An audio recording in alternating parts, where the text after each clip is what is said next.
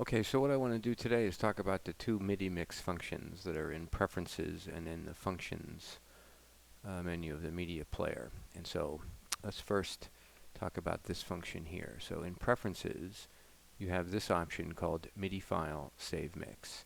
And essentially what this does is if this is not checked, then any changes that you make to your MIDI file by way of using the sliders on the front panel or in the mixer screen will not be saved to the MIDI file.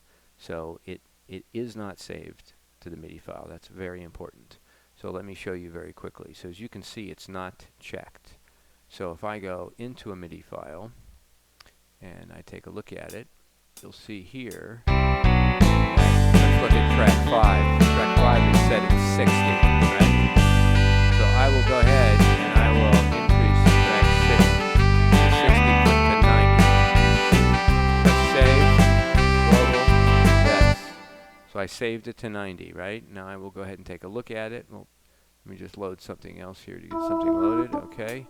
And we'll look at it now. And you'll see it remains at 60.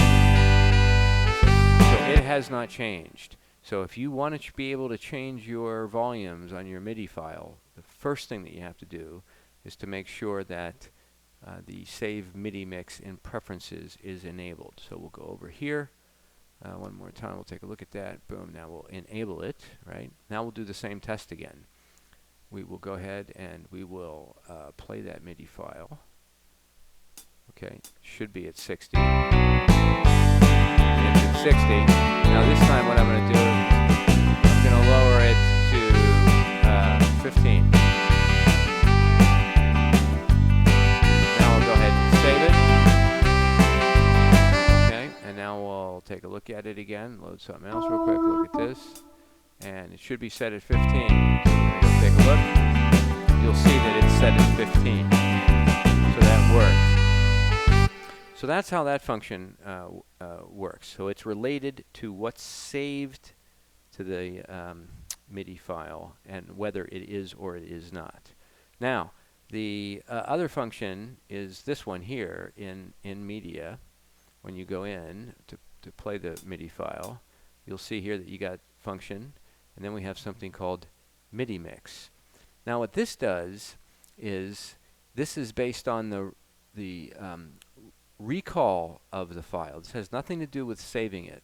So what this says is if it's enabled, I want you to override the volume settings that are intrinsic inside the MIDI file, and I want you to use whatever settings are indicative based on the sliders on the front panel.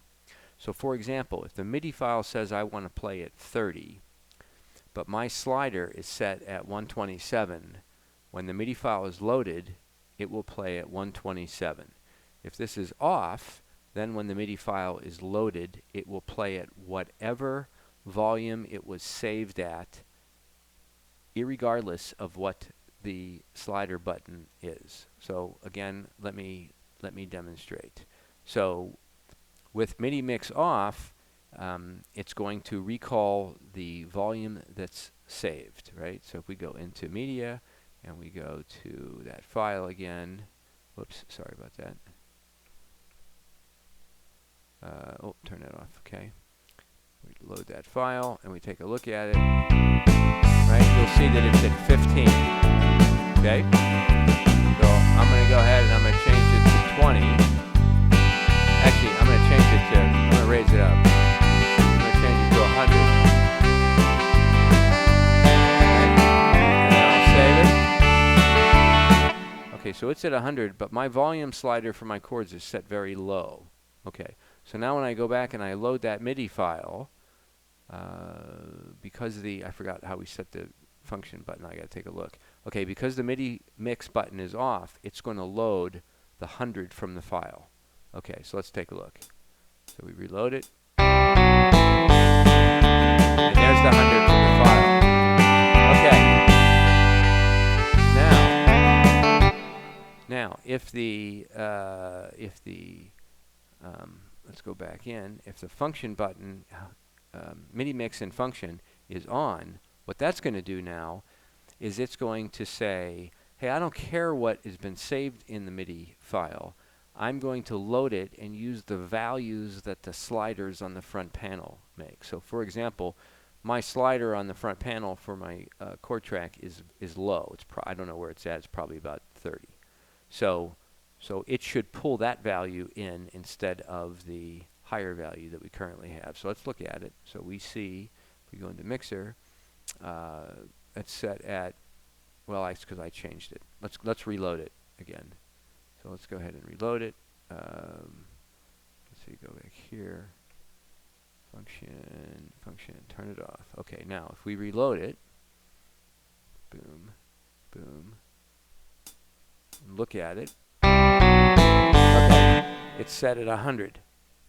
Okay, it recalled the MIDI volume that was in the file at 100. Okay, now we're going to go ahead and we're going to turn this feature on. So it will no longer recall the 100 now. It's going to recall whatever the position of my slider is. So my slider is relatively low, so this should recall some number, let's say less than 50 is what I think. So now we'll go ahead and we'll look at it, and we'll recall it, and then we'll, and you'll see that it's at 17, because that's where my slider is. So if I move my slider to, so watch this. So now I'm going to move my slider to 0, bring it all the way down, and I will go ahead and I'll recall that file again, right? So let's take a look at it.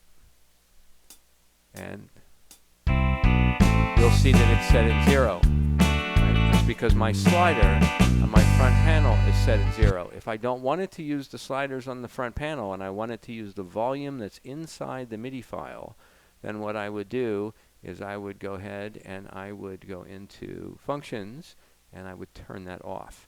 Now when I load the MIDI file, it should load the 100 and not load the position of the fader at the time of loading. So we'll go ahead and load this, look at it, and there it is at 100. So that's the idea. So just in summary, the MIDI mix in preferences, its purpose is that when it's enabled, the volumes that you change in the general mixer will be saved to the file. So that's very important that that's turned on if you want to be able to save volumes to the file and then recall them later. When you recall them later, you have two choices. You can use, now in the Functions menu of the MIDI player, there's another button called, or an icon called MIDI Mix there as well.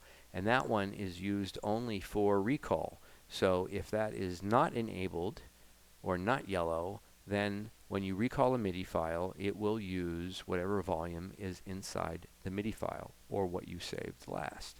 If you have it enabled, then it will not use the saved volume in the MIDI file, but rather it will use whatever the settings are that you have for the volume sliders on the front panel of the unit. So it provides a lot of flexibility in terms of how you want to be able to operate and utilize your MIDI files, either based on slider positions on the front panel, or if you've taken the time to set up your individual volumes and you don't want those to change based on changes on your sliders.